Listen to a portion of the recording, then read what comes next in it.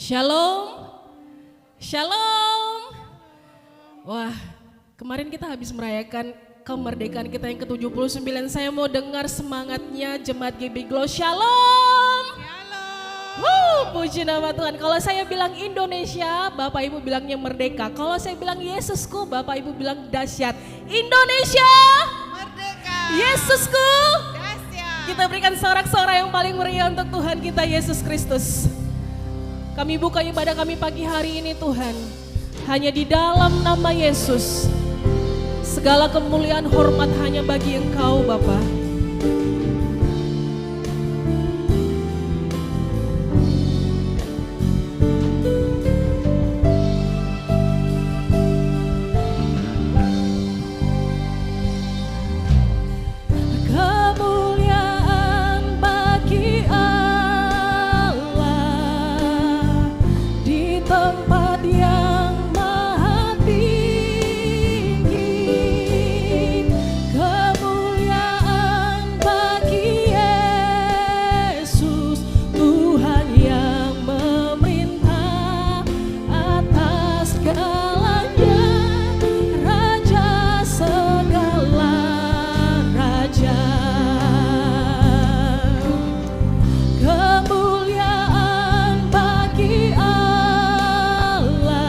Saya undang jemaat untuk bangkit berdiri bersama-sama.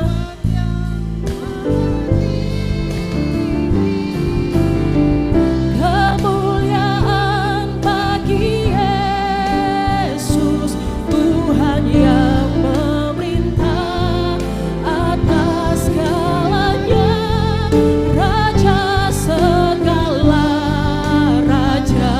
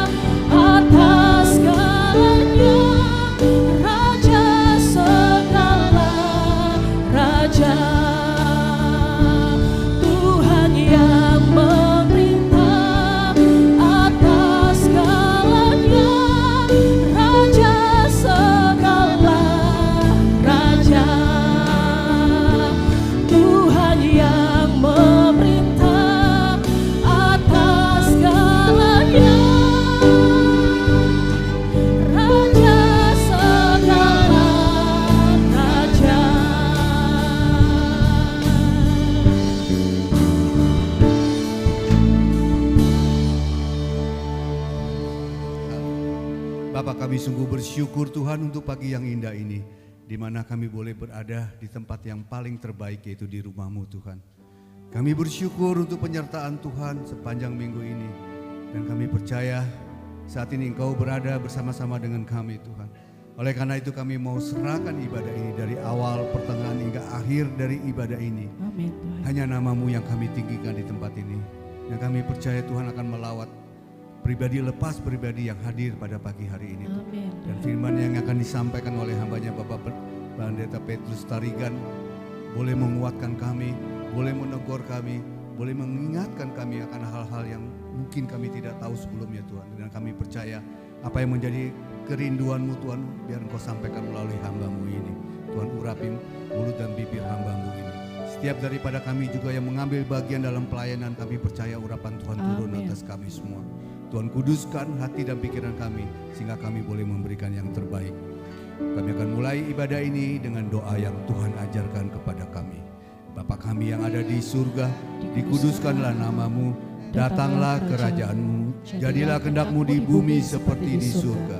Berikanlah kami pada hari ini makanan kami yang secukupnya, dan ampunilah kami akan kesalahan kami, seperti kami juga mengampuni orang yang bersalah kepada kami. Dan janganlah membawa kami ke dalam pencobaan, tetapi lepaskanlah kami daripada yang jahat. Karena Engkau yang mempunyai kerajaan dan kuasa dan kemuliaan sampai selama-lamanya. Semua yang percaya, mari sama-sama kita katakan amin. Silakan duduk. Pagi hari ini Tuhan, hati kami terfokus hanya pada Yesus. Betapa kami kagum akan Engkau Bapa. Engkau Allah yang hebat, Allah yang dahsyat. Terimalah pujian dan penyembahan kami Tuhan. Hati Tuhan disenangkan. Kau sungguh indah tiada taranya, sungguh menakjubkan, sungguh ajaib untuk dimengerti, lebih dari semua yang ada. Hikmat-Mu tiada terselami, kasih-Mu dalam tak terduga. Kau sungguh indah tiada taranya, mulia dan berkuasa. Ku kagum hormat, oh kami kagum Tuhan. Ku kagum hormat akan Engkau, Kau Allah yang layak dipuji. Ku kagum akan Yes, Kau sungguh indah tiada taranya, sungguh menakjubkan, sungguh ajaib untuk dimengerti, lebih dari semua yang ada. Hikmat-Mu tiada terselami, kasih-Mu dalam tak terduga. Kau sungguh indah tiada taranya, mulia dan berkuasa. Ku kagum hormat akan Engkau, kami kagum akan Engkau Yesus. Akan Engkau, Kau Allah yang layak dipuji. Ku kagum akan Engkau, ku kagum hormat. Saya undang jemaat tuh bangkit berdiri bersama-sama. Kita sembah Tuhan kita, luapkan betapa kita kagum akan Yesus. Oh terima kasih Tuhan. Kau Allah yang layak dipuji. Ku kagum akan Engkau, ku kagum hormat akan Engkau, ku kagum. Oh Yesus, Engkau layak Tuhan. Kau Allah yang layak dipuji. Ku kagum akan Engkau, ku kagum.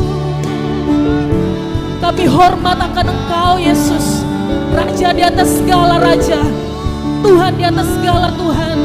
Akan Engkau, Kau Allah yang layak dipuji. Ku kagum akan Engkau, ku ku kagum akan Engkau, ku kagum akan Engkau.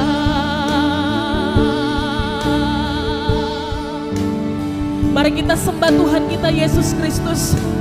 Mari angkat suaramu, ucapan syukurmu, luapkan kekagumanmu dengan Yesus.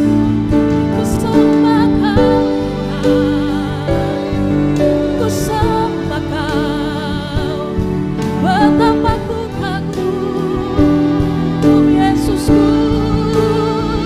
Ku sembah Tuhan, syarala Bapa ya kira sembah Tuhan,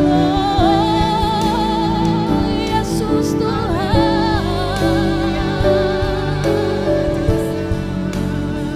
Engkau layak yang ditinggikan Tuhan. Engkau dahsyat, Engkau hebat, Engkau perkasa Tuhan.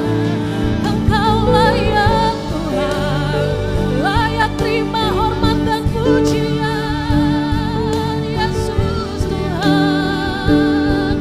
Oh, ku sembah Kau Tuhan. Syarara Bapa ya syarara Bapa, sembah Yesus selamanya. Yesus, Yesus Tuhan, pribadimu yang kami rindukan.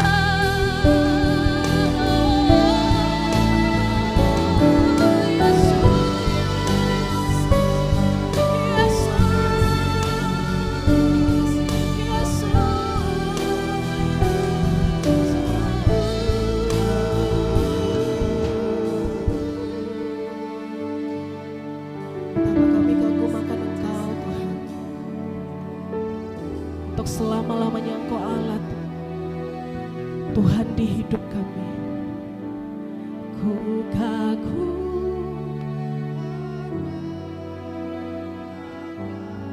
Mari angkat suara kita. Ku kagum.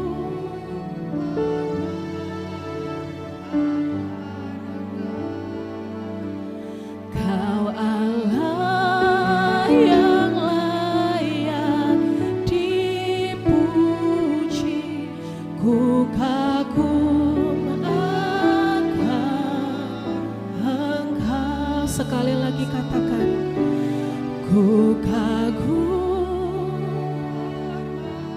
Syara Papa ya syara,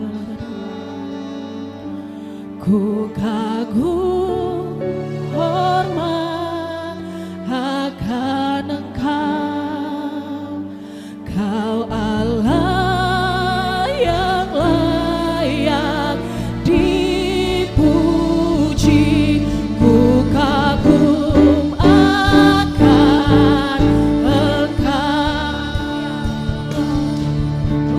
Yesus Tuhan,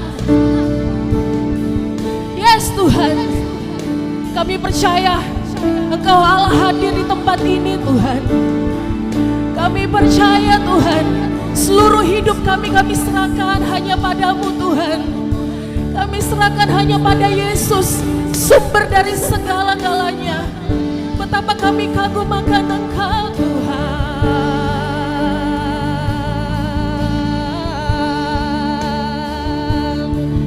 Oh Yesus Tuhan. Oh dan kami bersyukur Tuhan. Haleluya, haleluya bagi anak domba.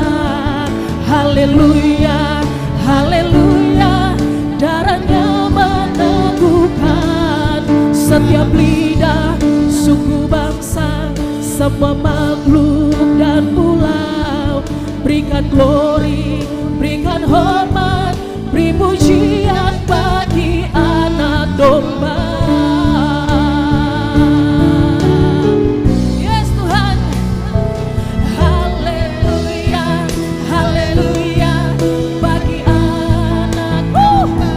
Segala hormat pujian hanya bagi Engkau Tuhan. Darahnya meneguhkan setiap lidah, suku bangsa, semua makhluk dan pulau. Berikan glory, berikan hormat, beri pujian bagi anak domba.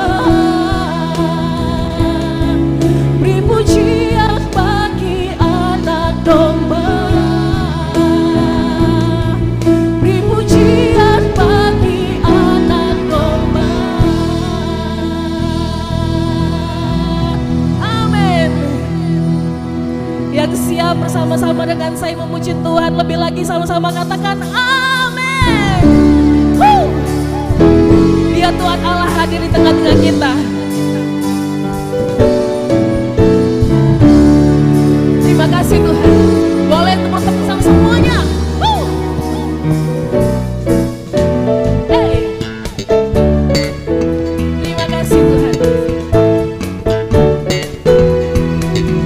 Nyanyi puji Tuhan, bangun bait kudusnya.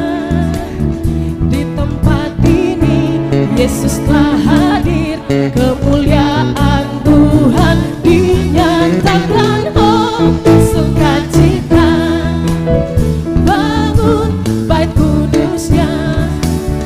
Persembahkanlah seluruh hidupmu bagi kemuliaannya. Anugerahnya bagiku, kasihnya dicurah.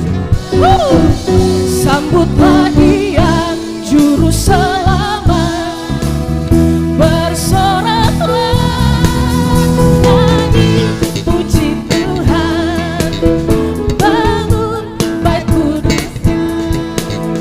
Di tempat ini Yesus telah hadir, kemuliaan Tuhan dinyatakan. Oh, sukacita, bangun Bait kudusnya, persembahkanlah seluruh hidup bagi kemuliaannya. Sama-sama kita katakan, anugerahnya bagiku, kasihnya dicurahkan. Oh, sambut dia, sambutlah dia juru selamat. Bersoraklah, nyanyi puji Tuhan, bangun bait kudusnya. Oh, di tempat ini Yesus telah hadir, kemuliaan Tuhan dinyatakan. Oh, sukacita, bangun bait kudusnya. Persembahkanlah seluruh hidupmu bagi persembahkanlah seluruh hidupmu bagi kemuliaannya. Persembahkanlah seluruh hidupmu bagi kemuliaannya. Nyanyi, haleluya, puji nama Tuhan. Sebab dari pulau-pulau, lembah-lembah memuji Tuhan, kemuliaannya bagi kita semua. Sorak-sorai yang paling meriah untuk Tuhan, yes.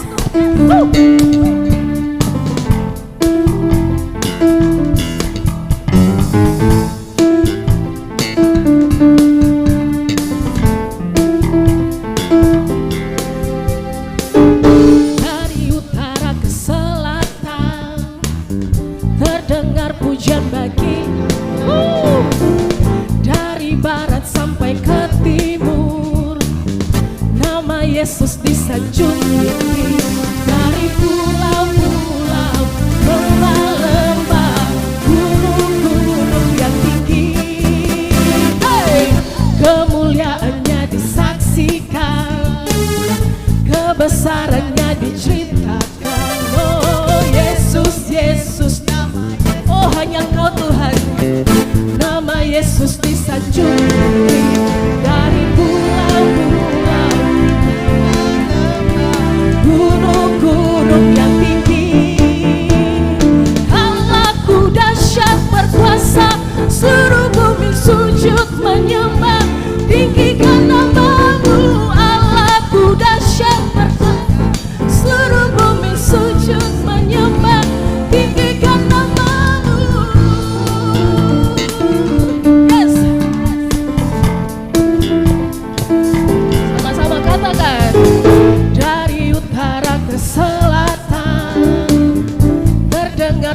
pujian bagi Allah.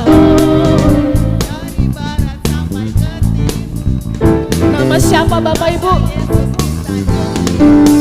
Dari pulau-pulau, lembah-lembah, gunung-gunung, oh kemuliaannya, kemuliaannya disaksikan, kebesarannya diceritakan. Yesus, Yesus, nama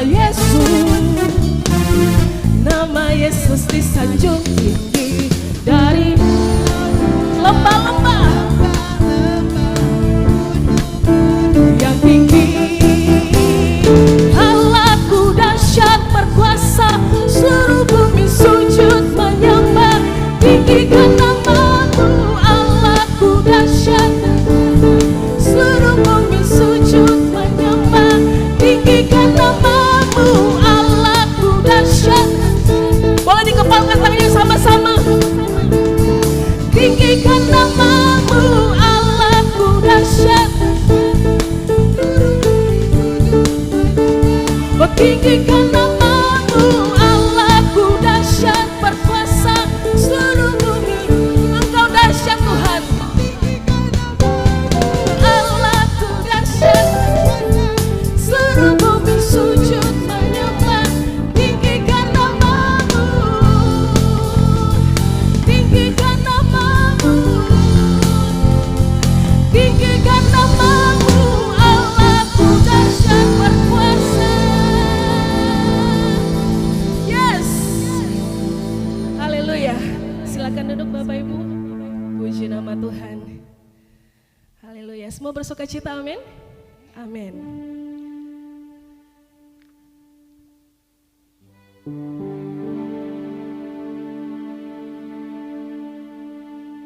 Mari kita siapkan hati. Kita terima keberadaan firman Tuhan pada siang hari ini. Kami percaya Tuhan, damai sejahtera ada bagi Indonesia. Kami bersyukur Tuhan, kalau Tuhan boleh tambahkan 1 tahun usia yang baru untuk Indonesia yang ke-79. Kami percaya semua atas perkenanan Tuhan. Terima kasih Tuhan.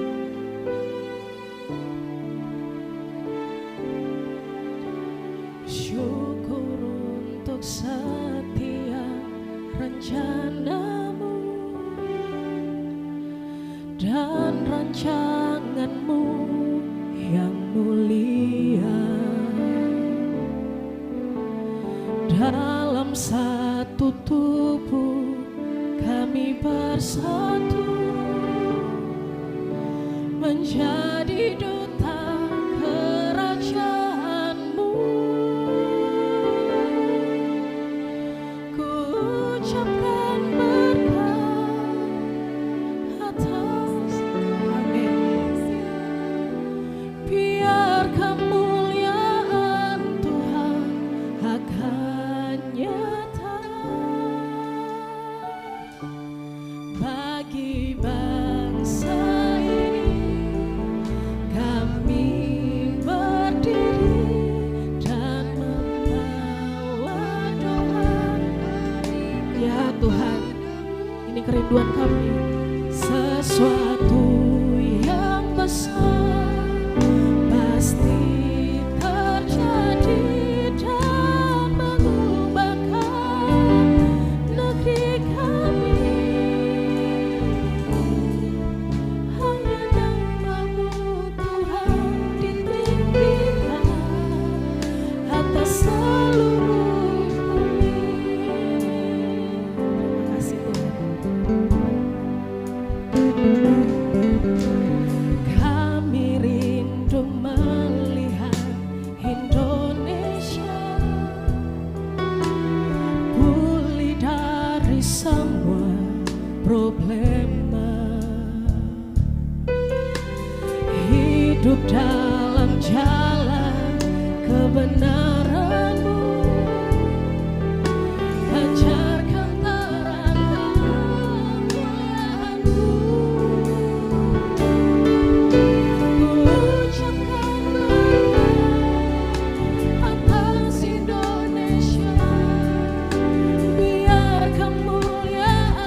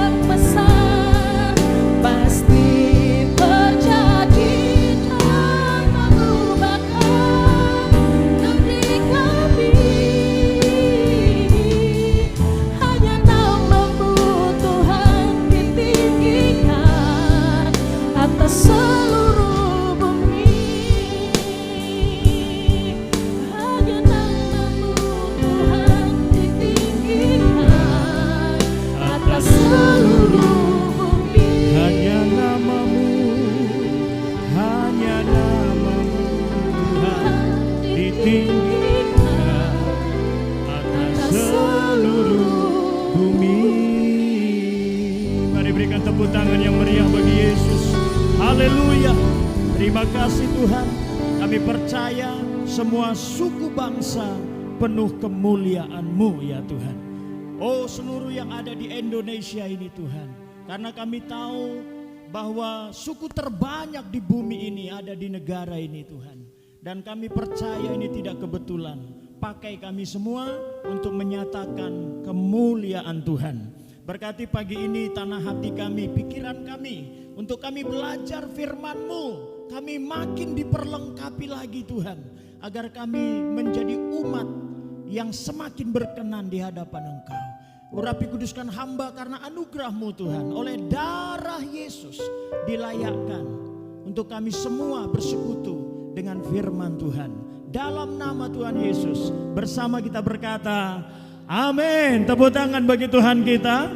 Silakan duduk Bapak Ibu, saudara-saudara. Selamat pagi, shalom. Sekali lagi, shalom. Haleluya. Saudara bersuka cita? Amin ya. Di rumah Tuhan itu wajib bersuka cita saudara ya. Kalau di rumah Tuhan aja nggak bersuka cita, di mana lagi kita bersuka cita saudara ya.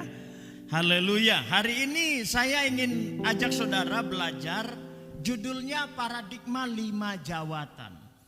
Saya tahu khotbah ini jarang dihotbahkan di gereja, tapi sebenarnya ini paling penting kalau kita bicara gereja. Ya, saudara dan saya adalah gereja, ada amin? Ya, saya memberikan slide ya paradigma 5 jawatan dari Efesus 4. Mari buka dulu firman Tuhan. Surat Efesus 4. Di sini ayat 11, tapi kita mulai dulu ayat 9. Sekali lagi mari bangkit berdiri saudara, menghormati firman Tuhan.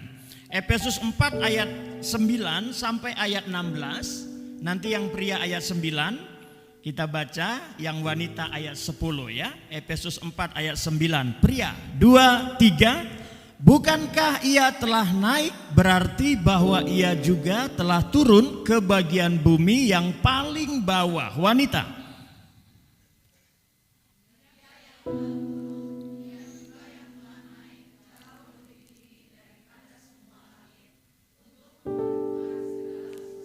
Pria ayat 11. Baik rasul-rasul maupun nabi-nabi, baik pemberita-pemberita Injil maupun gembala-gembala, dan 12 wanita.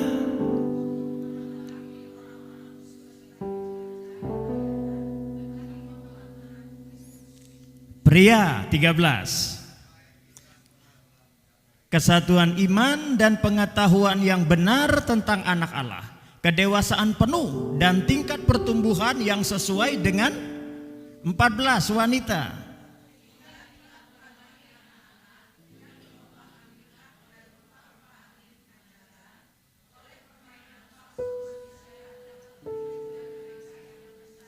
Pria 15.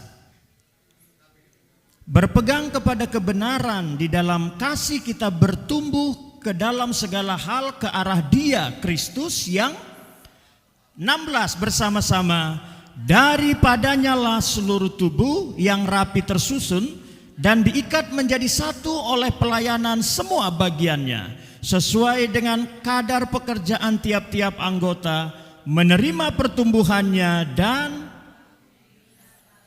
amin. Silahkan duduk saudara-saudara. Ya, saudara, luar biasanya perikop ini apa? Ya, kalau saudara belajar teologi, maka perikop ini cukup untuk kita membangun gereja. Itu kalau dalam teologi. Jadi saudara nggak perlu ada kitab lain, satu perikop ini cukup. Ya, karena disinilah sebenarnya cara membangun gereja. Ya, baik secara pribadi, saya selalu katakan gereja itu 3 tingkat, pribadi, organisasi, universal. Ya, cara membangun gereja. Ayat yang ke-9 tadi dikatakan, ia yang telah naik dan ia yang pernah turun. Ini bicara Kristus. Ya, bicara Yesus Tuhan kita, karena Dia yang pernah turun ke dunia orang mati dan Dia yang naik ke surga. Ada amin? Yesus itu sudah mati dan bangkit. Amin. Ya, jadi ayat 9 ayat 10 itu berbicara tentang Yesus, pribadi Yesus. Lalu kemudian ayat 11 tadi, dan ialah yang memberikan. Nah, jadi Tuhan Yesus ini yang saudara dan saya sembah, ya, yang kita percaya sudah mati dan bangkit, apa yang dia lakukan setelah itu? Prinsipnya saudara, setelah Tuhan mati dan bangkit, tugasnya selesai. Dan sekarang dia bangun gereja. Makanya setelah karya Kristus selesai, dia bangun gereja. Nah, bagaimana cara membangun gereja itu? Ayat 11, dan ialah ya yang tadi Kristus memberikan. Ya, di sini ada rasul, ada nabi, ada gembala, ada penginjil, ada guru. Ya. Makanya struktur rohani itu Kristus, 5 jawatan, jemaat, dunia. Ya. Jadi saudara, sebelum transformasi dunia, transformasi jemaat dulu. Strukturnya begitu, karena urapan dari kepala. Amin. Kalau kepalanya kotor, nggak mungkin kakinya bersih.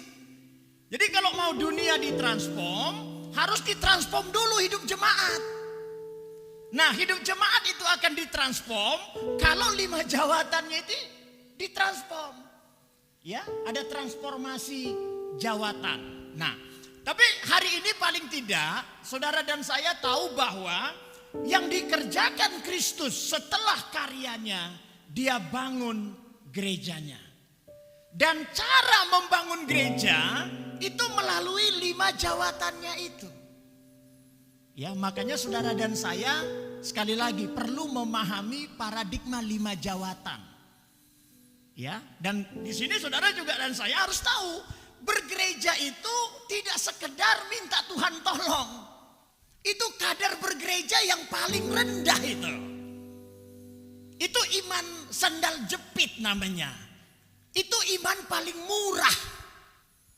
Ya, jadi kalau orang bergereja hanya saya mau ke gereja supaya Tuhan tolong saya. Saya sakit dia sembuhkan, saya miskin dia pelihara, saya nggak bahagia dibikin bahagia. Ini ada, tapi ini iman paling murah. Saya sih berharap kita nggak jadi jemaat murahan di mata Tuhan. Yang setuju katakan amin. Saudara dan saya jadilah umat itu yang bermutu, yang berharga, yang berlian. Nanti saya kasih tahu caranya. Supaya saudara di mata Tuhan itu bukan jemaat yang murahan. Gitu.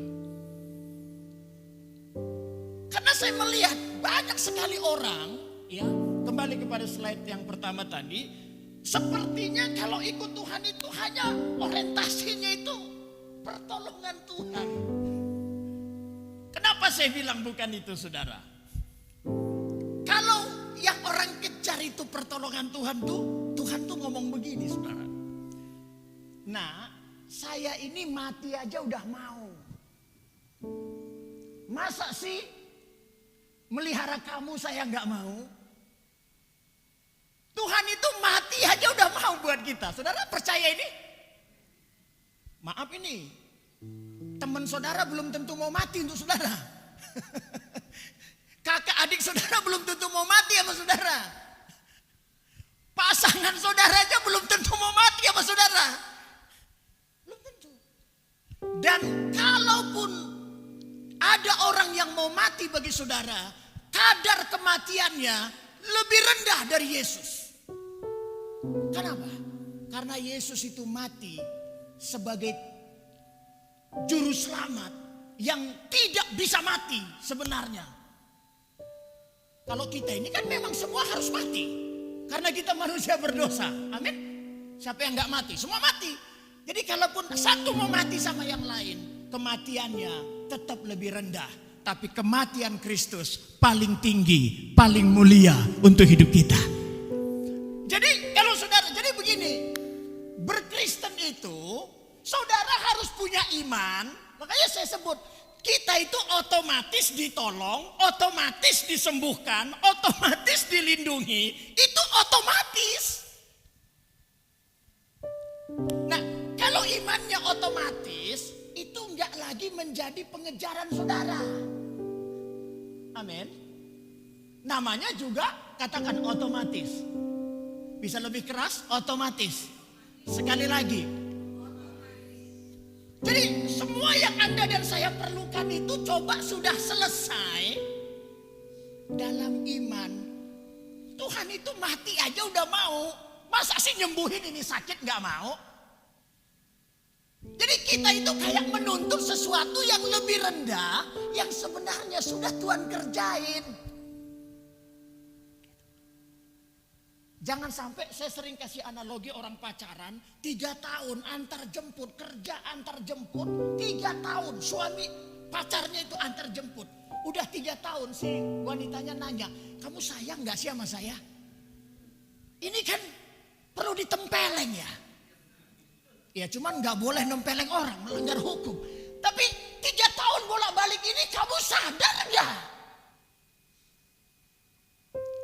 Si wanita boleh tanya sama si laki-laki, kamu sayang gak sama saya? Karena gak pernah mau jemput. Kalau jemput dia terlambat. Ini 3 tahun on time. Lalu si perempuannya sayang gak sama saya? Ini sama aja. Saudara juga sama. Yesus Anda itu udah mau mati untuk saudara. Lalu saudara, Tuhan masa sih gak mau nolong? Ini kan gak logis. Umat yang begitu murahan. Murahan. Biar ibadahnya di hotel bintang 5, imannya itu di mata Tuhan, kamu umat murahan, rendah kamu. Saya udah mau mati, kamu masih menuntut tolong aku, tolong aku. Makanya tujuan iman Kristen yang elit, yang berkelas, itu bukan Tuhan tolong kita. Karena Tuhan sudah tolong kita. Lebih dari kemampuan kita nolong kita. Orang kaya itu gak perlu Tuhan bisa kaya. Orang sembuh itu gak perlu Tuhan bisa sembuh. Tapi orang masuk surga itu gak bisa kalau gak ada Yesus. Itu aja dia udah mau kerjain. Anda kalau cuma mau kaya gak usah ke gereja. Ajak orang di luar gereja kaya. Jadi terlalu rendah iman jemaat kalau bergereja hanya bicara pertolongan Tuhan. Tuhan tolong saya. Saudara, tujuan bergereja kita menggenapkan rencana Tuhan, kehendak Tuhan bagi gerejanya termasuk kita. Jadi tujuan bergereja itu kalau sekali lagi kalau soal Tuhan tolong kita, Anda nggak usah ucapkan lagi. Yang Anda nggak ucapkan aja Tuhan udah kerjakan kok. Sekarang kita itu harus menjadi penggenap rencananya. Apa yang menjadi kehendak. Jadi umat yang elit, umat yang berkelas, itu umat yang beriman berkata, aku mau apa yang Tuhan mau untuk hidupku.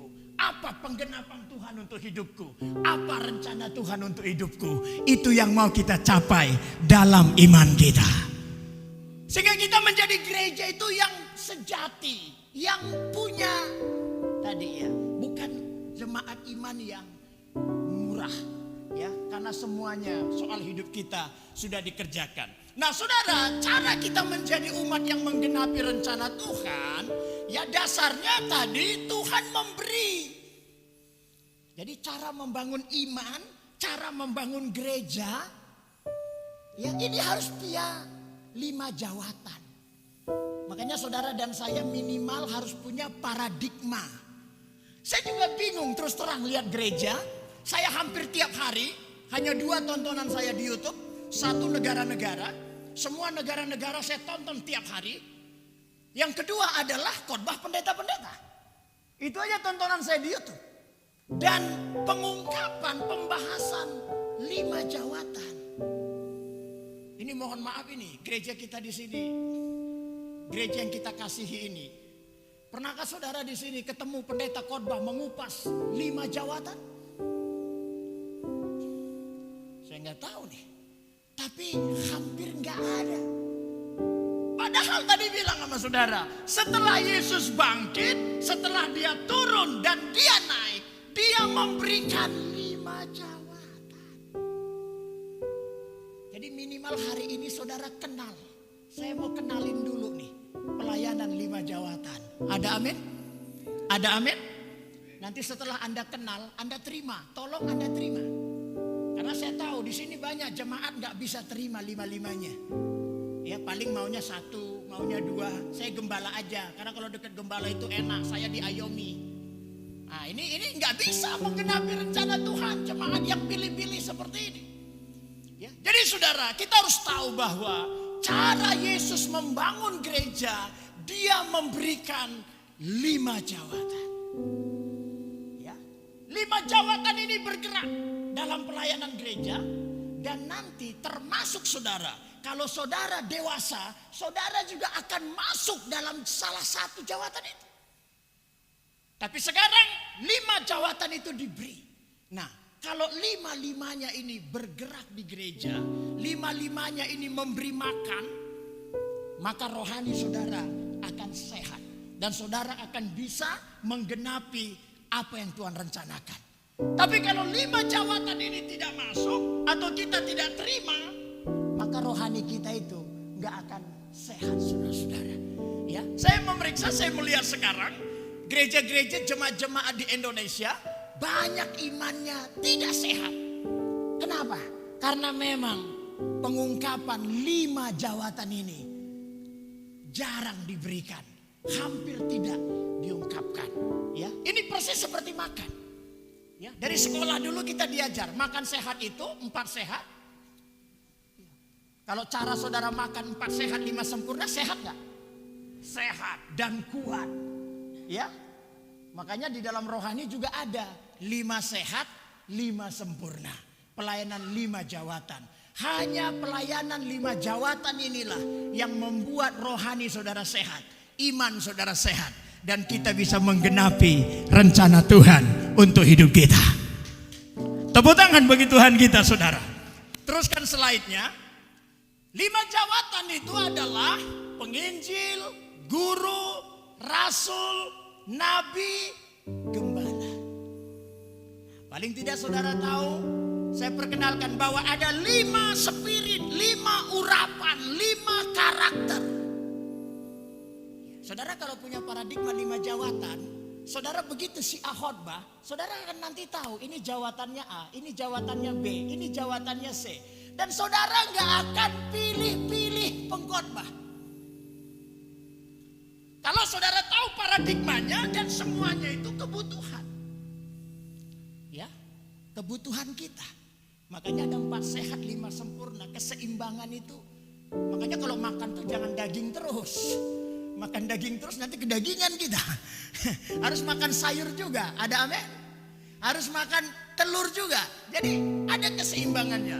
Nah, 5 jawatan itu penginjil, guru, rasul, nabi. Struktur ini saya bikin sesuai fungsi. Ya, sesuai fungsi. Terus slide. Fungsi 5 jawatan. Pertama adalah penginjil. Katakan penginjil. Lebih keras, penginjil. Sambil saudara tahu, sambil saudara cek diri saudara ya. Nanti baca diri saudara, kira-kira saudara itu yang mana di antara ini. Tapi secara fungsi, yang pertama jawatan yang Tuhan berikan itu namanya penginjil. Penginjil bertugas, dia mengadakan bahan. Bikin gereja itu kayak bangun rumah, saudara. Tapi ini secara rohani. Makanya diberikan 5 itu. Penginjil itu yang ngumpulin bahan. Guru itu yang membentuk bahan. Rasul itu yang menempatkan bahan. Nabi itu yang memfinishing bahan. Dan gembala itu yang membangun, yang menjaga rumah.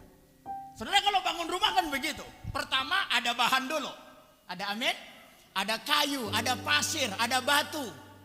Yang kedua, semuanya dibentuk. Kayu dibentuk jadi jendela, pasir batu dibentuk jadi dinding. Betul? Nah, setelah dibentuk, baru ada yang menempatkan pintu di sana, jendela di sana. Itu tugasnya rasul. Nah setelah itu semua terbentuk, jadilah gedung. Betul? Seperti gedung ini kan jadi. Tapi gedung yang jadi itu masih perlu di finishing. Saudara lihat ini garisnya lurus nggak ini? Ujung ke ujung. Kita bilang lurus. Karena kita bukan arsiteknya. Anda coba tanya arsiteknya. Dia bisa kritik gedung ini 1000 kesalahan. Yang mayoritas orang udah bagus. Tapi kalau yang tahu cara bangun, ini masih banyak yang perlu dikritik.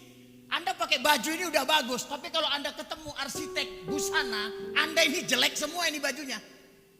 Makanya Nabi itu jangan heran kalau tunjuk-tunjuk yang salah, tunjuk-tunjuk yang jelek.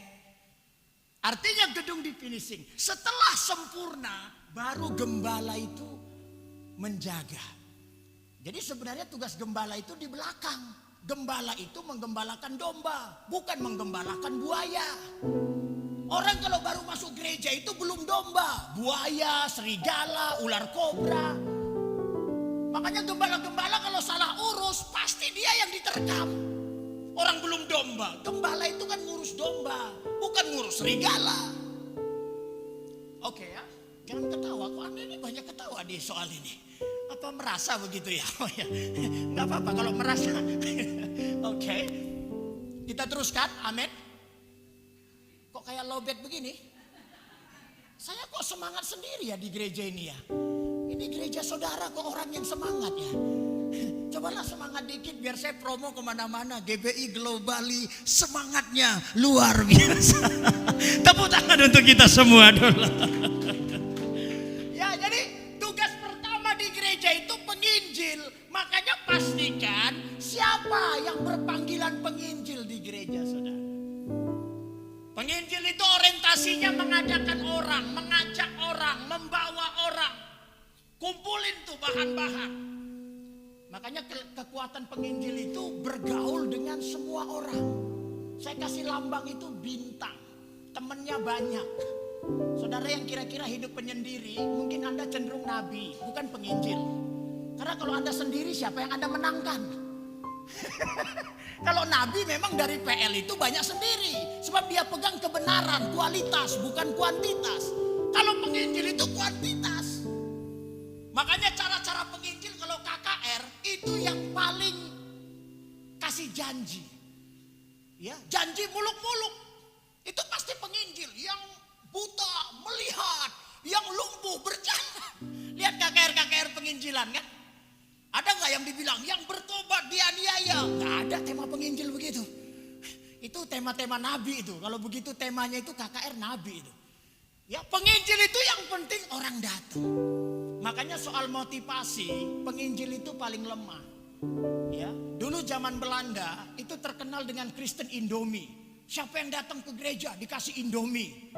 Ya penginjil itu begitu memang. Kalau dia laki-laki itu cenderung juga banyak janji. Apa saudara tukang banyak janji? Nah ini model-model penginjil ini. Tapi kalau saudara orang yang malas berjanji, ya Anda bukan penginjil. Ya penginjil itu bintang, pengen kelihatan, selalu pengen terlihat, nggak tampil, nggak enjoy dia.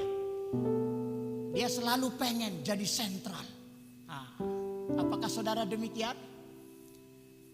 Ya, saudara harus selalu jadi pusat perhatian. Lambangnya itu seperti bintang. Ya, dan biasanya juga kreatif. Makanya penginjil itu kreatif. Namanya dia menjangkau kan. Ketemu orang begini, ketemu orang begitu. Penginjil itu dia menyesuaikan. Dia kreatif. Nah, kreatif ministry, orang-orang yang kuat di kreatif ministry. Ini cenderung di penginjil ini. Ya. Nah, saudara coba cek diri saudara, ada nggak benih karakter yang seperti itu? Kayak gitu. Karena sekarang ini banyak orang itu nggak mengenal siapa dia. Saya bilang sama saudara ya, ikut Tuhan itu 3 yang perlu Anda kenal. Jawatan sama panggilan itu sama. Jawatan, karunia, talenta. Tapi yang terpenting dari semua ini jawatan. Karena jawatan itu identitas diri. Karunia dan talenta itu alat kerja. Nah karunia dan talenta bedanya, karunia nggak bisa dipelajari. Makanya 9 karunia itu nggak ada yang bisa dipelajari. Karena dia operasionalnya itu manifestasi. Ada mujizat di sana. Ada nggak pelajaran bikin mujizat? Nggak ada. Ada bernubuat di sana. Ada menafsirkan roh di sana. Ada iman di sana. Semua manifestasi, ada kesembuhan di sana. Kalau talenta itu alat kerja. Semua yang bisa dipelajari. Jadi jawatan atau panggilan, identitas diri, karunia dan talenta alat kerja. Jadi identitas diri itu begini. Dokter itu orang apa alat? Bisa bantu saya sedikit konsen saudara gue. Kalau nggak selesai nanti khotbah ini. Saudara yang jalan-jalan juga tolong dikurangi sedikit. Ini hanya paling lama 1 jam. Habis ini Anda mau ngapain bebas. Masa 1 jam ini aja Anda nggak bisa persembahkan hati untuk firman sih? Masa masih menerawang-rawang sih? Hanya 1 jam paling lama ini. Habis ini Anda mau main kayak mau nonton terserah Anda. Tapi 1 jam ini Tuhan minta berikan. Ulangan bilang hendaklah engkau baik-baik mendengar. Ada amin. Dokter itu orang apa alat? Orang. Dokter itu orang, guru itu orang, petani itu orang, identitas diri. Jadi jawatan ini menunjuk. Oh, udah sampai di sini nih, belum sampai sini. Ya, jawatan itu menunjuk pada identitas orang. Nah, jarum suntik itu orang apa alat? Itu bedanya. Makanya penginjil, guru, rasul, nabi, gembala itu bukan talenta, itu bukan karunia, itu jawatan. Gitu. Terus jangan bilang karunia saya gembala, karunia saya penginjil. Karunia itu alat. Kalau ketemu dokter panggilnya Pak Dokter, bukan Pak Jarum Suntik. 3 ini Anda harus paham kalau mau jadi jemaat yang berkualitas. Jangan sampai yang Anda tahu gimana Tuhan tolong saya, gimana bikin bahagia, gimana bikin saya sembuh. Ini murahan semua ini. Jemaat yang berkualitas itu dia tahu jawatannya, dia tahu karunianya, dia tahu talentanya, dan dia bergerak. Ada amin? Gampang kalau orang tahu dia dokter. Dia bikin perkebunan, ada amin? Bukan, kalau dokter apa? Bikin rumah sakit, mulai dari puskesmas perkara kecil sampai rumah sakit internasional. Kalau dia guru, bikin sekolah dari taman kanak-kanak sampai universitas. Kalau petani, bikin pertanian dari satu lahan sampai perkebunan. Jadi kalau orang tahu jawatannya apa, identitas dirinya apa, jelas apa yang harus dia kerjakan. Tapi kalau ada orang, dokter enggak, petani enggak, guru enggak, dia ngapain? Bingung. Ayo kalau disurvei di sini, Anda kalau saya tanya jawatan saudara tahu? Jangan sampai 80% bingung. Apa ya jawatannya? Ini restoran apa lagi? Karena taunya ibadah hari Minggu itu kewajiban. Biar Tuhan tolong kita, biar kita jadi sembuh. Yang gak perlu diucapkan, yang diucapkan. Saudara harus tahu. Jawatan saudara, karunia saudara, talenta. Ya, nah jawatan pertama tadi penginjil. Ya, cek diri saudara. Apakah saudara seperti bintang? Karakter aslinya seperti itu? Dan suka hal-hal yang baru. Penginjil itu suka hal-hal yang baru. Dia nggak suka yang monoton. Makanya kalau penginjil ditaruh di sentral penggembalaan, stres dia. Karena penggembalaan itu orang yang kuat dalam monoton. Karena acara gereja itu gitu terus kan. Selasa ya itu, Rabu ya itu, Minggu ya itu. Pola ibadah kita juga gitu-gitu terus. Saya bisa tahu kapan saya dipanggil khotbah, kapan nanti sorak-sore. Saya tutup mata aja tidur, udah tahu saya. Dulu kita bilang Protestan yang berliturgi, sekarang karismatik juga berliturgi. Ada 2 lagu slow, masuk 2 lagu rame, masuk 1 lagu firman, setelah 2 kali rap, panggil pengkhotbah. Betul nggak ini? Betul nggak? Makanya saya rindu GBI Glow ini tolonglah khotbah aja yang pertama deh, kita ubah dikit. Atau sore-sore dulu, katanya pimpinan Roh Kudus. Masa pimpinan Roh Kudus gitu-gitu tiap minggu? Setahu saya Roh Kudus itu kreatif. Amin kan? Saya bilang sama saudara, monotansi. Monotan itu kematian. Jadi kalau Anda hidupnya gitu terus, mati Anda. Makanya orang yang hidup itu nggak bisa dikekang. Amin. Ya, tapi maksud saya kita juga mulai keluar dari esensi kepantekostaan. Ya kalau namanya pimpinan Roh Kudus berarti tidak begitu-begitu terus dong. Kan begitu. Makanya saya slow aja, begitu nanti sudah masuk rap kedua, bentar lagi dipanggil nih saya nih.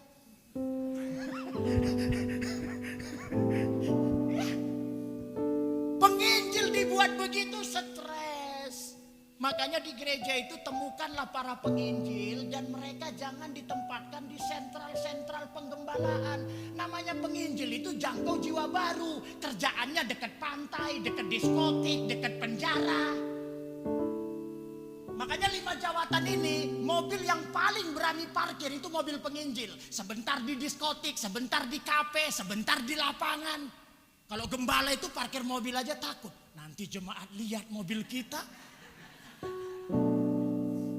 Ya memang begitu kodratnya. Tapi kita pasti ada Tuhan berikan para penginjil. Yang sukanya itu kan perbatasan antara gereja dan dunia toh.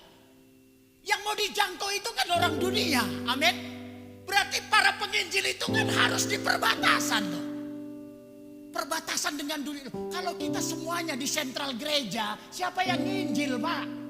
Makanya nggak ada jiwa baru karena Anda sibuk di ruang Maha Kudus terus. Dan saudara bilang Tuhan kirim jiwa. Tuhan bilang itu tugasmu, kenapa kau suruh aku? Aku yang suruh pergilah, sekarang kau suruh aku cari. Kebalik-balik kita. Makanya gereja itu miskin jiwa karena nggak diberdayakan para penginjilnya. Saudara yang merasa sebagai penginjil tadi besok lapor, saya kayaknya penginjil loh Pak. Utus saya Pak. Haleluya. Loh penginjil ini juga nanti ada itemnya lagi. Ada penginjil untuk supir Grab, ada penginjil untuk pembantu rumah tangga, ada penginjil untuk apa. Ini kayak penyanyi kan, ada rock, ada jazz, ada dangdut. Anda penyanyi apa? Penginjil pun masih banyak itemnya, tapi paling tidak Tuhan memberikan. Pendeta juga sama. Makanya pendeta itu juga 5 jenis. Ada pendeta penginjil. Pendeta penginjil itu kayak bintang, rame, seru, lucu. Ada dia jadi rame. Ya kalau yang khotbah nabi itu gak perlu rame. Dan gak bakal rame. Makanya kalau saudara gak ngerti tata nilai, pasti sukanya penginjil. Sukanya yang manis-manis, yang enak-enak, yang seru-seru. Tapi kalau begitu terus jadi taman kanak-kanak saudara. Anak-anak itu yang sukanya hore, hore. Kalau udah dewasa, Anda lebih suka yang pahit daripada yang manis. Makanya yang 50 ke atas, saya tanya, minumnya ke yang manis apa ke yang pahit? Iya, kenapa? Karena Anda udah ngerti esensi kesehatan. Kalau anak-anak nggak ngerti kesehatan, yang penting rame, yang penting seru, yang penting happy. Dari situ kita bisa lihat nih, jemaat Tuhan di Indonesia ini dewasa atau anak-anak. Nggak berani ketemu rasul, nggak mampu ketemu nabi. Nggak kuat mentalnya, sukanya penginjil aja. Wah yang begini nih jadi taman kanak-kanak gereja. Penginjil itu harusnya di lorong-lorong dunia sana. Ya, jadi penginjil itu mengadakan jiwa. Saudara semua ini sudah dikerjakan oleh penginjil. Makanya kita ada di sini. Ada amin? Jadi secara asumsi 5 jawatan kita ini semua hasil penginjil. Nah setelah penginjil sesuai urutannya masuklah guru. Katakan guru. Lebih keras guru. Makanya orang yang udah ke gereja itu harus diajar. Anda bukan lagi diinjili. Instrumen penginjilan itu kepada dunia. Dunia yang sakit sembuh. Anda yang miskin kaya. Yang letih lesu dikasih kelegaan. Itu pesannya untuk orang yang belum di gereja. Di gereja bukan itu lagi pesannya. Masa belum gereja yang sakit sembuh, yang miskin kaya, ikut Yesus selamat. Masa di gereja pesannya itu lagi? Kayak Anda ini belum pernah diinjili aja. Masuk gereja itu, masuk pengajaran. Makanya saudara yang berjemaat kalau mau sehat, ambil program pengajaran. Gereja harus punya program pengajaran, pendalaman Alkitab, School of Ministry, sekolah pertumbuhan iman, apalah namanya. Saudara harus diajar. Ada amin? Kalau penginjil itu mengadakan jiwa, kalau guru itu dia membentuk. Makanya kalau guru mengajar itu jadi kalau udah di gereja itu bukan nyari sembuh nggak sembuh, kaya nggak kaya. Tadi saya sudah bilang, jadi Kristen pasti sembuh, jadi Kristen pasti diberkati, otomatis. Haleluya. Itulah dahsyatnya Yesus. Dan kalau udah otomatis, tolong sesuaikan sama mental saudara. Jangan bicarakan lagi hal yang otomatis. Apalagi di Bali kan terkenal sunset. Saudara kan gak perlu bilang, nanti kira-kira jam 6 matahari terbenam gak ya? Itu udah otomatis, Anda gak usah omongin. Anda cukup perhatikan aja, ada amin. Jangan tanya sama istri, terbenam gak? Istri nanya lagi, iya ya terbenam gak ya? Ini kan terlalu bodoh ya, ini orang membahas hal yang otomatis kok. Ya kan? Jadi masuk gereja itu belajar firman, rindu firman. Makanya kelas Kristen setelah jadi Kristen itu rindu firman, haus firman. Saudara yang sudah jadi jemaat bilang, Tuhan beri aku hati seorang murid, beri aku telinga seorang murid, aku mau diajar. Jadi kalau khotbah begini, kelihatan Anda gak pengen berhenti khotbah itu, karena Anda haus firman.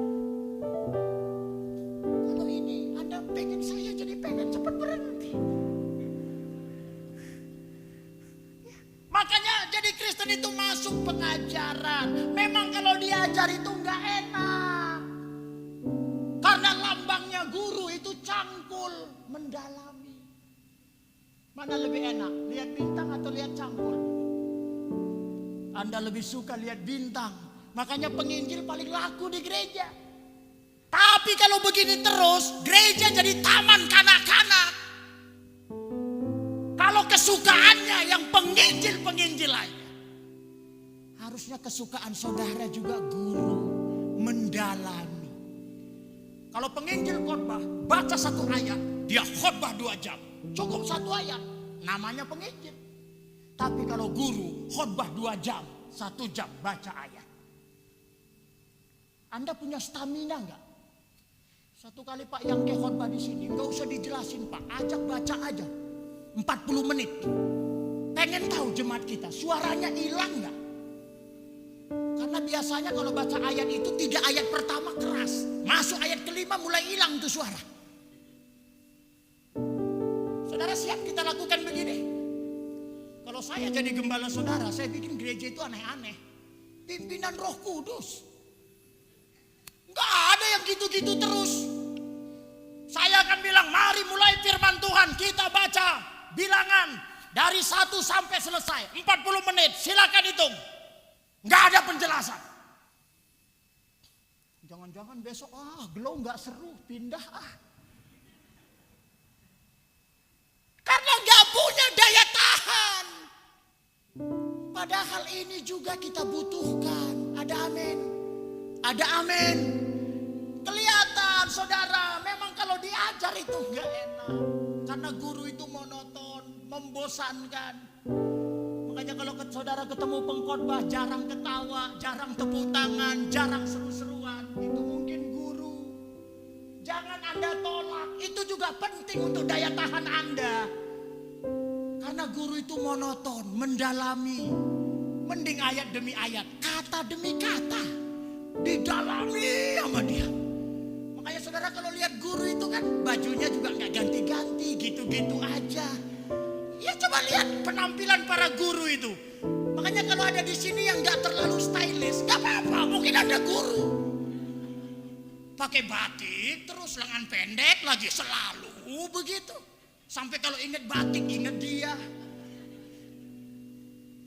Kalau saya bukan guru, karena saya berubah-ubah penampilannya. Besok celana pendek saya. Kalau guru itu dia agak makanya kalau saudara juga, nanti kalau saudara mau tahu siapa Anda, tanya orang, khususnya keluarga atau teman. Nanti saya kasih tahu, ini ada bintang, ada cangkul, ada batu, ada cabe, ada payung. Ya, ada yang menyenangkan, ada membosankan, ada temperamen, ada penyendiri, ada yang terkenal baik. Saudara tinggal tanya sama orang, menurut kamu rasa saya apa ya? Nanti dia akan bilang kamu asem. Tapi nggak usah sedih karena ini tata nilainya sama, nggak ada yang lebih baik dan lebih buruk. Ayo saya mau tanya, manis sama pedas itu lebih baik mana? Manis sama pedas lebih baik mana? Sebenarnya sama, tergantung pemanfaatan. Katakan pemanfaatan. Lebih keras pemanfaatan. Kalau pemanfaatannya tepat, semuanya baik. Kalau tidak tepat, semuanya buruk. Anda kalau sakit gula, banyak minum manis. Cepat Anda, iya, cepat pulang ke surga maksudnya. Manis jadi nggak baik. Orang pendiam dan orang cerewet, mana yang lebih baik? Sama, tergantung pemanfaatan. Kalau saya khotbah ini lebih bagus Anda diam. Tapi kalau Anda MC lebih bagus Anda bicara, tergantung. Jadi semua orang itu nilainya sama, jawatan itu semua sama. Anda kalau pendiam nggak usah pura-pura jadi orang periang, nggak perlu. Karena keaslian Anda itu Tuhan taruh sebenarnya menjadi tujuan pelayanan. Ya. Jadi Anda nggak perlu pengen kayak orang, nggak perlu. Makanya dunia juga bilang jadilah diri sendiri. Dari Alkitab sudah bilang jadilah diri sendiri. Karena dalam diri kita ada potensi yang Tuhan mau pakai. Ada amin. Jadi kalau saudara model penginjil kerjakan. Kalau saudara model guru hiduplah seperti itu. Yang agak membosankan, kesan sama orang membosankan. Kalau penginjil itu intonasi ngomongnya itu naik turun. Dia tahu kapan keras orang tepuk tangan. Dia tahu kapan lembut orang menangis. Memang penginjil suka lihat yang begituan. Kalau guru itu enggak ada intonasi, datar aja. Jadi ngomongnya ya nadanya di situ-situ aja. Makanya saudara juga lama-lama kan. Wah, enak juga nih. Kalau saudara ketemu penginjil susah tidur, langsung disentak. Gak bisa tidur saudara. Ya kan, kalau guru itu saudara enak. Makanya bagi guru itu silahkan tutup mata, asal jangan tutup telinga. Dia lebih takut lihat orang tutup telinga daripada tutup mata. Orang tidur guru biasa aja. Jangan ketemu yang lain, Anda tidur di setan-setankan. Jadi kalau ada pengkhotbah marah Anda tidur, itu jelas bukan guru. Kalau saudara juga begitu. Nanti kalau saudara masuk di jawatan juga akan merasakan keaslian saudara. Jadi orang setelah dijangkau masuk pengajaran. Makanya saudara semua saya harap banyak berdoa, rindu diajar, mau diajar, masuk program pengajaran supaya kita dibentuk oleh firman, dicuci oleh firman. Haleluya. Tepuk tangan untuk Tuhan kita yang ajaib. Ya, karena orang masuk gereja awal-awal itu semua itu masih kacau itu. Kita nggak bisa lihat alam roh. Ini padahal mukanya singa, serigala, ular sawah, ular kobra. Iya, kalau bisa lihat di alam roh, kalau orang baru masuk gereja nggak ada yang benar itu. Nggak ada yang benar. Ini perlu dibentuk, perlu dicuci. Amin. Ada yang karakternya pemarah, ada yang serakah, wah macam-macam. Ada yang kayak Mr. Bean, dia yang salah, pura-pura nggak salah. Ini kalau lihat mata jasmani semua bagus, kalau di mata roh, wah, semuanya belum terbentuk. Gitu. Tapi nanti kalau diajar, firman itu membentuk saudara. Makanya paling mengerikan kalau ada jemaat nggak masuk pengajaran. Ini mengerikan ini, mengerikan. Orang orang di gereja yang gak mau dibentuk oleh firman, gak mau dibentuk oleh pengajaran, ini berbahaya. Ini salah satu yang membuat kacau gereja. Karena tidak mau dibentuk jadi domba. Kalau ini semua jadi domba, bagus semua. Tapi kalau domba sama yang lain menjadi kacau. Makanya semua saya berharap kita semua mau diajar. Ada amin? Kita mau diajar masuk program pengajaran. Nah, setelah jemaat itu diajar, mengerti firman, paham firman, kenal firman. Ya, makanya jemaat yang berkualitas itu udah harus ngerti firman, paham firman. Anda nggak boleh bodoh firman. Ya, Anda nggak perlu hafal ayat firman, tapi Anda harus ngerti firman. Kayak begitu. Jemaat itu wajib semua lulus paham firman Tuhan. Kayak gitu. Nah, setelah orang dibentuk ketemu guru, baru orang ketemu rasul. Rasul itu menghebatkan orang. Pengen orang itu selalu hebat, luar biasa, maksimal. Ya, menghebatkan itu dengan cara apa? Diletakkan orang. Makanya semua tadi yang sudah dibentuk, kayu sudah dibentuk jadi jendela, jadi pintu. Ya, semua yang sudah dibentuk itu ditunjuk oleh rasul. Ini pintu di sini, ini jendela di sini, tempatkan dia di sini, ini panggilannya ini. Nah, makanya saudara setelah paham firman, saudara akan ditempatkan supaya saudara hebat. Ya, apa potensi utama saudara? Apa potensi terbesar saudara? Karena kita ini kan berbeda-beda. Ya, mungkin ada yang tadi ya, sebagai apa? Sebagai guru, sebagai penginjil, sebagai apa saudara dalam tubuh Kristus? Ya, makanya rasul itu menghebatkan. Biasanya pelayanan penginjil itu KKR, pelayanan guru itu sekolah-sekolah, pelayanan rasul itu seminar-seminar. Makanya saudara kalau mau menghebat, ikuti banyak seminar-seminar. Karena seminar-seminar itu kita dihebatkan dalam satu item. Ada seminar keluarga, ikut. Ada seminar misi, ikut. Ada seminar keuangan, ikut. Dan nanti kalau saudara jadi rasul, saudara selalu pengen lihat orang hebat. Kalau ada orang gak hebat, Anda itu kayak kesel sendiri gitu. Anda gak bisa ngelihat orang yang gitu-gitu aja. Itu mungkin ada benih kerasulan dalam diri saudara. Kayak begitu. Dan saudara perlu membuat pelatihan. Makanya pelayanan rasul itu pelatihan. Makanya orang kalau mau menghebat, ya orang kalau mau naik jabatan harus ikut pelatihan. Pelatihan. Ya, kalau sekolah guru itu standar. Tapi kalau mau menghebat, ikut banyak pelatihan. Cek diri saudara. Apakah saudara pengen semua orang itu menghebat? Kayak begitu. Kalau penginjil enggak, dia enggak terlalu pengen orang hebat. Yang penting nambah. Yang penting orang nambah, jumlah nambah. Kalau rasul enggak cukup orang nambah. Ya, kadang-kadang malah dia enggak perlu orang nambah. Yang penting berkualitas. Makanya murid Yesus nambah enggak? Enggak nambah, 12 saja, tapi menghebat. Ada amin? Makanya mereka disebut rasul-rasul. Mereka dihebatkan terus. Ya, makanya rasul itu lambangnya adalah batu. Jadi kalau ada yang khotbah, saudara kayak dilempari batu, nah terima aja. Jangan ngelak. Oh ini bukan saya nih, ini suami saya. Anda kok ngelak? Jangan. Jadi karena kalau rasul bicara, rasul itu lebih tegas. Rasul itu temperamen. Seolah-olah kayak marah, tapi dicek tensinya normal. Jadi kalau saudara marah, cek tensinya nggak normal, Anda darting. Tapi kalau Anda marah dalam pelayanan, darah tingginya normal, Anda rasul. Karena rasul itu lebih tegas, menghebatkan itu tugas pelatih. Katakan pelatih. Pelatih itu keras nggak? Kalau nggak tegas, anak buahnya itu pemain sepak bola buncit semua. Siapa yang bikin nggak buncit? Pelatih. Makannya diatur, tidurnya diatur. Betul? Ketemu pelatih itu paling berat. Anda akan dilatih, disiplin. Makanya kalau saudara juga suka yang disiplin-disiplin. Ya, kalau pimpin perusahaan salah dikit, potong gaji. Ah, ini rasul ini. Pokoknya. Dan dia memang cenderung kayak menghakimi. Jadi saudara juga yang kira-kira suka menghakimi, itu ada bagusnya.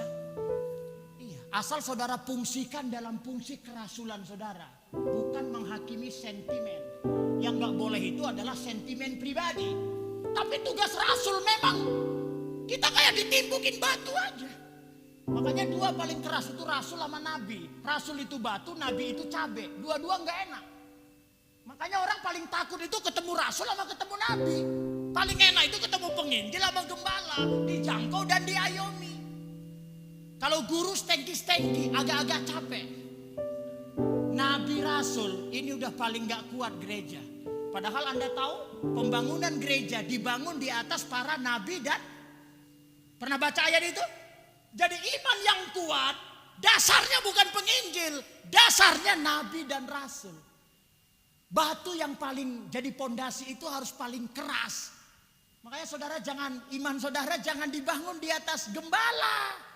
Nanti saudara rapuh. Harus di atas rasul dan nabi. Gembala itu jagain saudara. Udah bagus, udah melayani, udah jadi pemimpin, udah jadi domba, baru dijaga gembala. Kalau dia terluka, dia balut. Kalau dia lemah, dia kuatkan.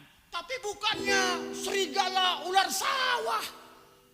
Itu gembalanya yang dipatuk. Gembala itu menjaga rumah setelah orang bagus. Makanya gembala itu sebenarnya kalau orang belum jadi domba, kasih tangan yang lain aja. Emang begitu harusnya.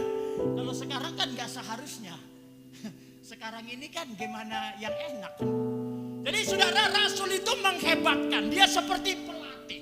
Nah saudara juga yang suka orang hebat, suka disiplin. Gak boleh ada yang salah. Makanya kalau rasul itu, ya ini gak bisa, asal taruh ini gak bisa. Kalau penginjil nggak apa-apa, ini di sini juga nggak apa-apa. Kalau rasul itu enggak, ini harus di sini. Ini ukurannya mesti sama. Nah, Anda coba lihat kamar tidur Anda, semuanya itu serasi atau amburadul. Kalau rasul itu nggak asal letak dia, karena harus hebat semua, harus tepat. Penataan, cahaya, warna. Nah, jadi gereja kita akan hebat kalau ada spirit-spirit rasul gitu. Makanya ibadah kita kurang apa? Itu harus ada evaluasi. Supaya makin hari menghebat. Cara nerima tamu gimana, cara salaman gimana, cara senyum gimana. Jangan ngambil kolekte itu. Yang tadinya mau ngasih juga jadi nggak usah deh. Ini perlu semua ketepatan. Ada amin? Ada amin. Tepuk tangan dulu buat Tuhan kita. Ya. Jadi kalau saudara rasul, saudara menghebatkan. Terus sebentar lagi ya. Mudah-mudahan selesai. Yang keempat itu nabi. Nabi itu fungsinya menyucikan, menguduskan. Makanya nabi itu rasanya kayak cabai memang, pedes. Ya, tapi aneh juga kalau makan gak ada pedesnya. Kurang sempurna ya. Apalagi yang suka pedes-pedes nih. Orang Manado gitu. Jadi saya kira Manado itu perlu banyak nabi itu. Iya. Nabi itu pedes dia. Kita salah aja terus. Makanya nabi itu lebih bagus gak usah nikah sebenarnya. Kasihan pasangannya. Dari bangun tidur sampai tidur lagi ditengking terus. Salah terus. Ya nabi itu bagusnya udah sendiri aja. Karena nabi itu gak perlu rame. Nabi paling gak suka keramaian. Jadi kalau saudara juga tipe yang gak suka party, gak suka rame, gak usah Anda paksain. Karena nabi itu memang sukanya sendiri. Dia cukup bersama Tuhan. Nabi itu sama Tuhan aja udah seneng. Gak ada orang juga dia gak ada masalah. Dan kalau ngomong hati-hati. Gitu. Ini kita butuhkan saudara. Ini kita butuhkan. Ya, makanya kalau kira-kira jemaat sudah banyak kompromi dalam dosa, itu nabi harus bicara. Kalau ada jemaat yang gak ngerti fungsinya, rasul bicara. Kalau ada jemaat gak ngerti firman, guru bicara. Kalau ini jumlah gak nambah-nambah, penginjil bicara. Jadi kita sesuaikan firman yang kita dapat dengan kebutuhan yang sedang dibutuhkan. Jadi Tuhan memberikan juga nabi. Ada amin? Memang ini gak terlalu banyak. Kalau semua nabi bahaya juga. Kalau semua nabi jadi saling tunjuk nanti kita. Biasanya gak terlalu banyak. Tapi ada orang orang yang penyendiri. Kayak begitu dia ya. Jadi ini cenderung dia dalam kenabian. Ya, dia itu menyucikan, tadi finishing. Makanya kalau udah melayani, udah jadi pendeta, udah jadi pengerja, harus tetap mau ditegur.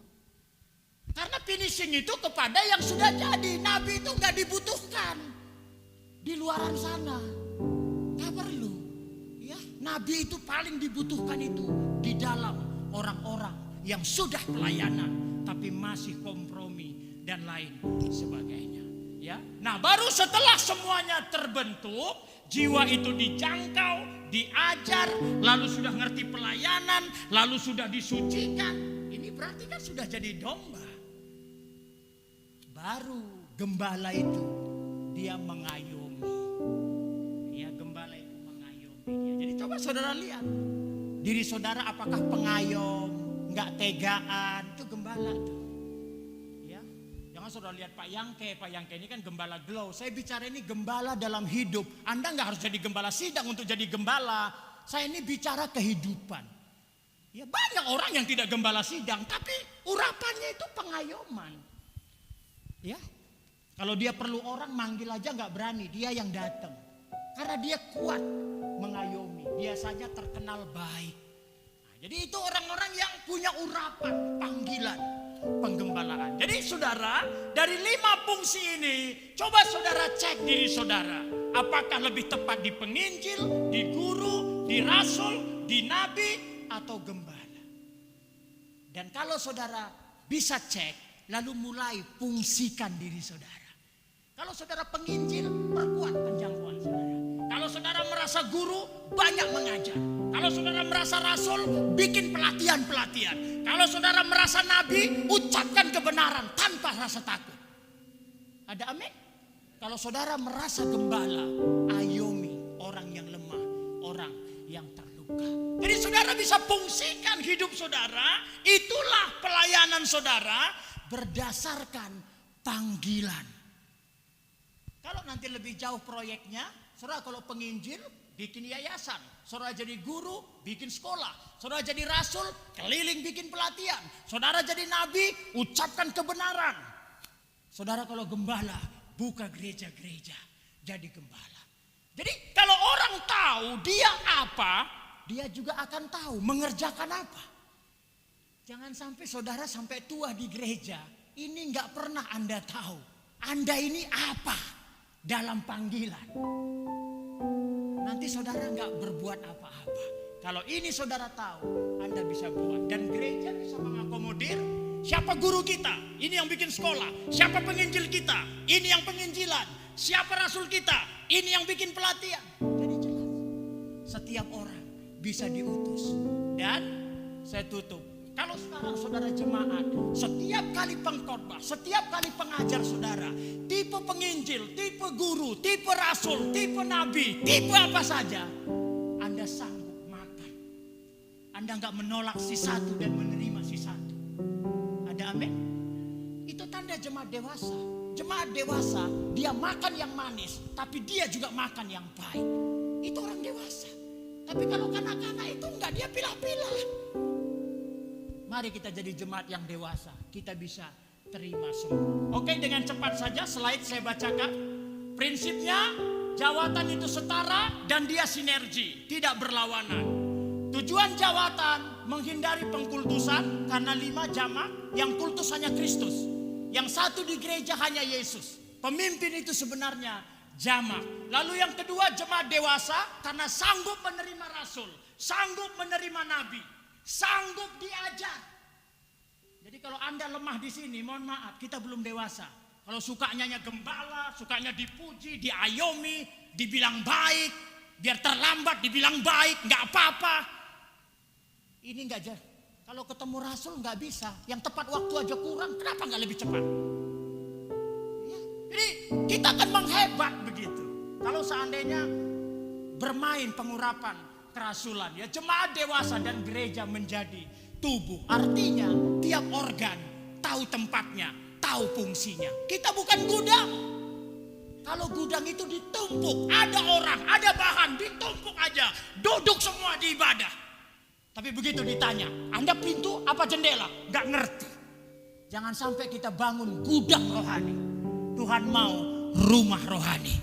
Jadi tiap orang tahu, saya penginjil, saya rasul, saya nabi, saya gembala, saya guru. Setiap orang tahu. Dalam tubuh ini kan letaknya tahu semua. Saudara semua harus tahu. Anda tangan kah, kaki kah? Dan Anda maksimal di sana. Tubuh Kristus terbangun. Ada amin? Kalau ini nggak terjadi, kita bangunnya gudang. Gudang itu ada bahan, tapi nggak dibentuk, nggak disusun. Makanya jadi gudang.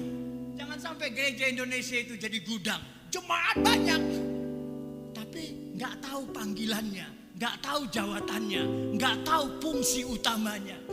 Kita nanti nggak menjadi tubuh Kristus. Sekali lagi, gereja bukan milik kita, gereja milik Yesus. Kita harus menjadi seperti kehendak Kristus. Tepuk tangan bagi Tuhan. Mari bangkit berdiri bersama-sama. Haleluya. Menyenangkanmu, senangkanmu, hanya itu kerinduanku. Menyenangkanmu, senangkan hatimu, hanya itu kerinduan. Mari angkat tangan. Menyenangkanmu, katakan hanya itu.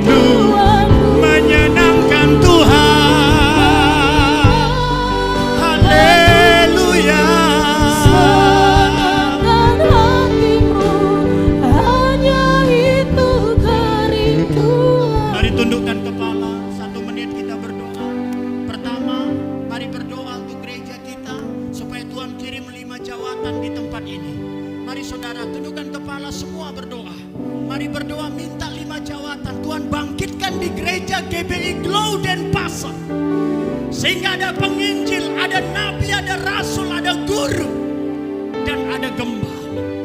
Tuhan, kami minta, berikan kami 5 jawatan agar kami mengalami pertumbuhan rohani yang sehat, yang kuat. Terima kasih Tuhan, terima kasih. Mari yang kedua kita berdoa, minta pada Tuhan, nyatakan apa panggilanmu untuk aku, nyatakan apa jawatanmu untuk aku. Mari saudara berdoa secara pribadi dalam nama Yesus. Tuhan, nyatakan bagi setiap kami agar kami menyenangkan Engkau dengan kami memahami panggilan kami, jawatan kami, apa yang Tuhan taruh dalam diri kami. Terima kasih Tuhan, nyatakan bagi setiap kami agar kami boleh menyenangkan Engkau lebih maksimal lagi Tuhan.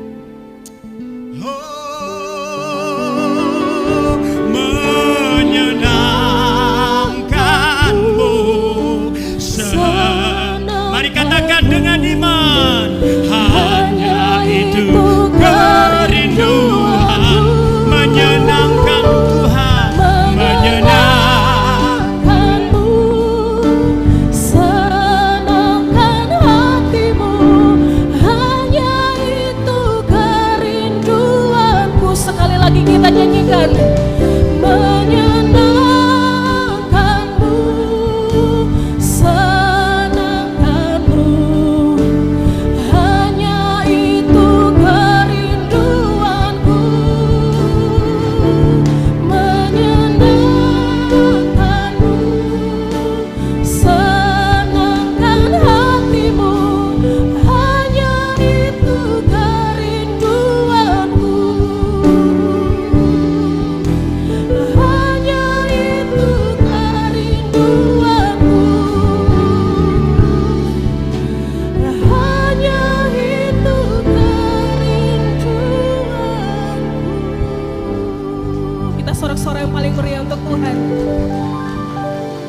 kasih Tuhan Yesus. Silakan duduk Bapak Ibu.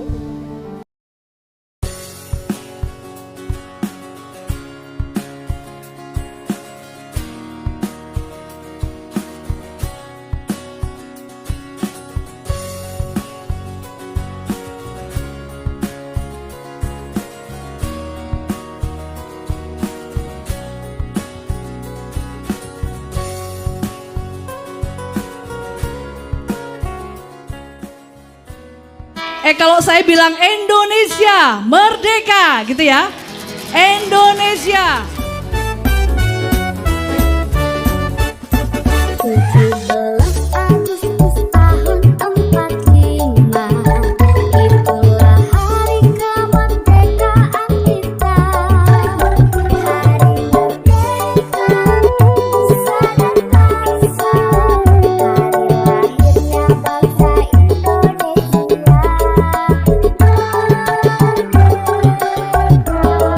Sekali merdeka tetap merdeka, selama hayat masih dikandung dada. Kita bertambah sejarah, bertambah sejarah, bertahan bagi Indonesia. Bertambah sejarah, bertambah sejarah, membela negara kita.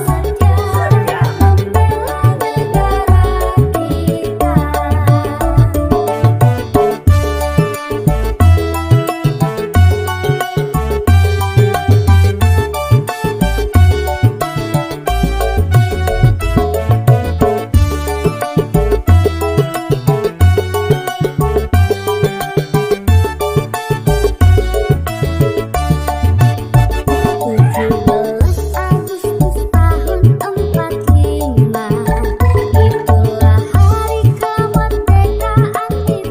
Hari merdeka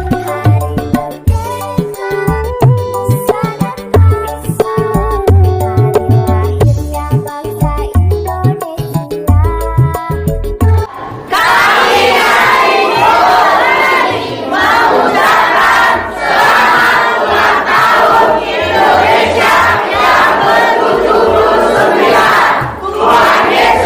dan bangsa, hari lahirnya bangsa Indonesia. Saudara yang dikasihi Tuhan, kita akan mengakhiri ibadah kita. Kita sikap berdoa. Bapa, kami mengucap syukur Tuhan oleh karena kebaikan dan kemurahan Tuhan. Dan kami tahu Engkau ada di tengah-tengah kami saat ini, sehingga ibadah boleh berjalan dengan tertib dan penuh dengan sukacita. Terima kasih untuk firman yang telah ditaburkan Tuhan. Biar firman itu boleh menjadi rema, boleh menjadi kekuatan bagi kami, sehingga kami boleh tahu apa yang menjadi panggilan kami masing-masing. Dan kami boleh terus menjadi jemaat yang bertumbuh dan dewasa di dalam Engkau Tuhan. Terima kasih Bapa untuk hambanya yang Tuhan telah utus, Bapak Pendeta Petrus Tarigan. Tuhan pakai terus luar biasa dalam pelayanannya. Tuhan terus jaga kesehatannya bersama keluarganya juga. Tuhan jauhkan dari segala hal-hal yang buruk, niat-niat orang jahat dijauhkan daripada mereka. Kami juga berdoa Tuhan untuk semua jemaat yang hadir pada pagi hari ini, kiranya berkat Tuhan, firman Tuhan itu boleh ada di dalam hidup mereka dan mereka boleh menjadi pelaku-pelaku daripada firman-Mu Tuhan. Kami percaya Tuhan Engkau akan menyertai mereka 1 minggu ke depan. Tuhan menjauhkan dari segala mara bahaya apapun juga. Tuhan menjauhkan dari segala sakit penyakit juga apapun juga. Terima kasih Bapa, kami akan kembali berkumpul minggu depan di tempat ini dengan penuh sukacita. Oleh karena itu saudara yang dikasihi Tuhan, mari kita angkat kedua tangan kita dan katakan amin, maka ini akan terjadi dalam hidupmu. Diberkatilah keluargamu, diberkatilah kesehatanmu, diberkatilah apa yang kau kerjakan, dan diberkatilah engkau yang mengasihi Tuhan lebih dari segalanya. Amin. Oleh karena itu saudara yang dikasihi Tuhan, marilah kita hidup takut akan Tuhan. Jangan menyimpang ke kanan ataupun ke kiri, sehingga kemanapun kau pergi, hidupmu akan beruntung. Karena Tuhan yang akan membelamu, Tuhan yang akan menolongmu, Tuhan akan menyinari engkau dengan wajahnya, memberikan kasih karunia dan damai sejahtera akan menjadi bagian dalam hidupmu. Tuhan akan membuat engkau menjadi kepala dan bukan ekor, dan kau akan terus naik dan tidak akan turun. Oleh karena itu saudara yang dikasihi Tuhan, apapun yang kau kerjakan, hanya Tuhan yang buat berhasil. Oleh karena itu terimalah berkat daripada Bapa, Putra, dan Roh Kudus. Mulai saat ini sampai Maranatha, Yesus datang untuk kedua kalinya. Semua yang percaya dan telah menerima berkat Tuhan, mari sama-sama kita katakan Amin.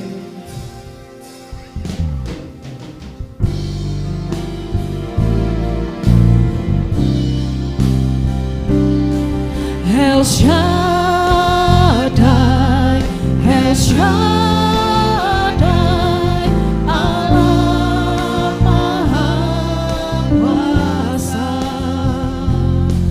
Dia besar, Dia besar, El Shaddai mulia, El Shaddai, El Shaddai, Allah Maha Kuasa.